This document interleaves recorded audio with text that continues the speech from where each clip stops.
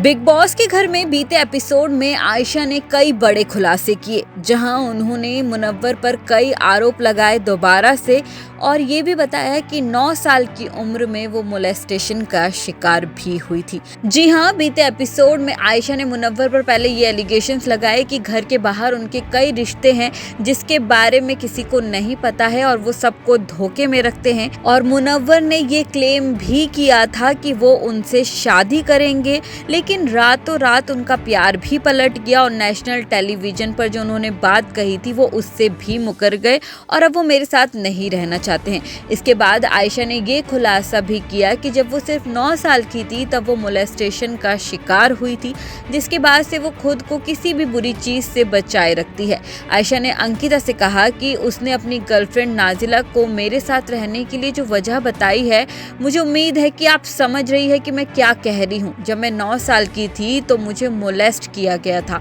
और मैं खुद के लिए स्टैंड नहीं ले सकती थी। मैं उस टाइम कुछ नहीं कर सकती थी और आज भी जब मेरे साथ कुछ गलत होता है तो मुझे लगता है कि मुझे उस आयशा को हर चीज़ और हर किसी से बचाने की ज़रूरत है।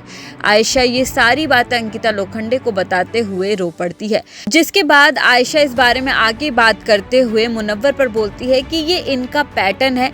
आयशा खान ये क्लेम करती है कि मुनव्वर फारूकी ने बिग बॉस 17 में अपने बेटे के बारे में झूठ बोला था।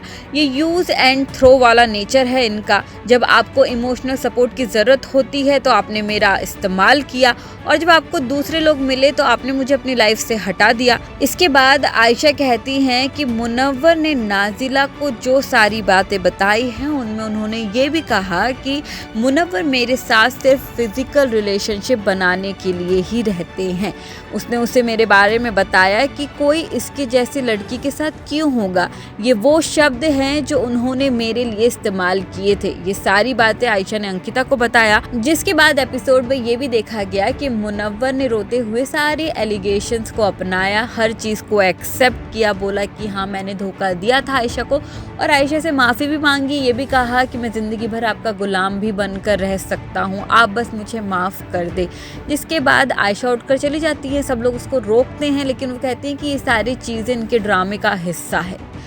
दोस्तों, आयशा ने कई बड़े खुलासे किए हैं बीते एपिसोड पर, लेकिन आपका इन सब चीज़ों को लेकर क्या है कहना, हमें कमेंट सेक्शन में ज़रूर बताना। साथ ही ऐसी ही टीवी और बॉलीवुड से जुड़ी तमाम खबरें जानने के लिए आज ही फिल्मी बीट को सब्सक्राइब करें और अगर आप हमारे ये वीडियो फेसबुक पर देख रहे हैं तो वहाँ पर भी हमें फॉलो करना बिल्कुल ना भूलें।